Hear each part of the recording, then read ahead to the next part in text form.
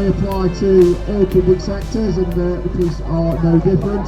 So we have to train our operators, our staff, to actually safely get on top of buildings, get on top of vehicles, and bring people down who sometimes don't want to come down. That's why it's a police problem and not a fire service problem, because they rescue people, we remove people. This is one of our fine police sergeants. This is Emily Sharp from Cannock, whose day-to-day job is policing the streets and looking after her team down there.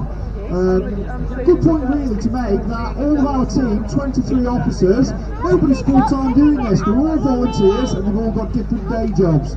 One of the fine bearded officers piloting the boat there with his own. He probably won't be smiling if you know.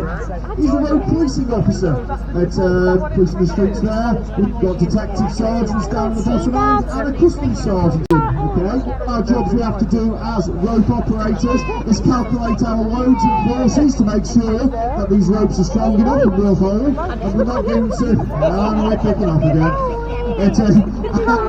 We are not going to exceed the rates up there. As our removal team come into position, someone's cleaning up more kit than we actually realise now for that.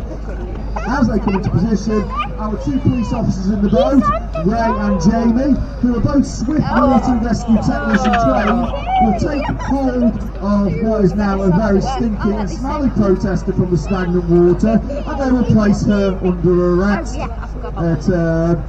They will then secure her in a rescue stretcher, which is rated, and make sure she'll have 2 points of contact with her. Whilst that's happening, Nick's getting moved laterally from right to left into position above the boat.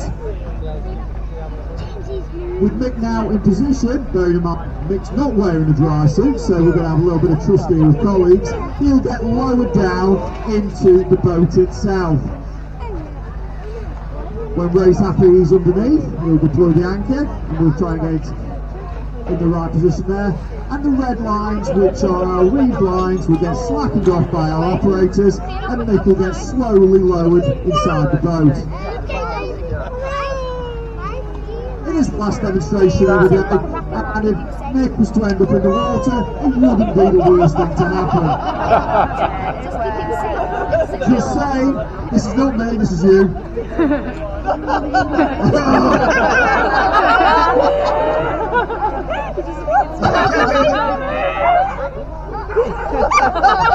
We should point out at this point, Sergeant McJohnson fell into the crowd. I know he's stuck, the boys aren't helping him. Mick can't swim. So, Ray being as helpful as ever, even though he's got oars on the boat, he's got no intention of moving across. And we successfully got Mick aboard. Now can be used to haul and lift up the mass weight, which is Mick and Emily. Just so they don't get a good later on. The main weight is Mick, not Emily.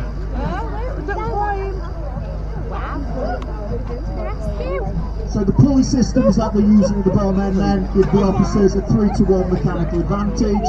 It's pulleys and rope grabs, which basically means for every 1 unit of force they put in, they get 3 out. So, with our subject now secure and under arrest in Nick's safe and capable hands, the boat can then be removed with all of the horrible pondweed at the bottom of the... Yeah, the front seat sticking out. So violent. So folks, like I say, quite an elaborate little setup just to demonstrate, but again, if you've got a climbing protester between 2 buildings from Big Ben, let's say, to the Houses of Parliament, this is the sort of system that would be deployed to safely remove that person. Last demonstration of the day, can I just have a big round of applause please for the team who have got... It's a relatively new dog. We bought him rather at the back end of last year, and he's just licensed in detection. So Sonic's a Labrador. He's just 2 years old, and he only licensed in May. So all of our drugs dogs are searched to detect all sorts of different drugs. So anything from coke. The audience that want to come and give us a chuck, and they can play a bit of hide and seek with the dog. So the dog will pass over the pots. There we go. And once it identifies the correct substance, or which pot the substance is in, the dog should either freeze and look at it, or in Sonic's case he'll do a sit and wait for his toy. So this is all about playing reward, and it's just a big game for the dog. So Steve's moved the same pot of amphetamine, he's just moved it along into another random place, and we tried to hide the dog, hide the pot from the dog so he doesn't see which one it's in. So we put the dog into a sit before we go forward in search. We want an element of control over the dog. Well done. So You got your copyright, you found it.